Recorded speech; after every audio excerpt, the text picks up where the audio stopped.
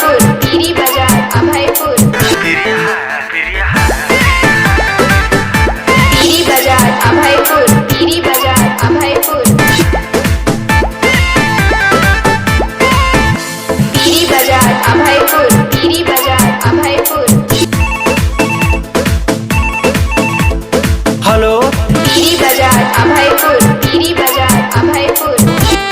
Hello hello hello, तुम पीरी बाजार अभयपुर, पीरी बाजार अभयपुर। कौन बोल रहा है? हेलो प्रिया है। अरे तू पागल है क्या? पीरी बाजार अभयपुर, पीरी बाजार अभयपुर। तू कहाँ फोन किया है?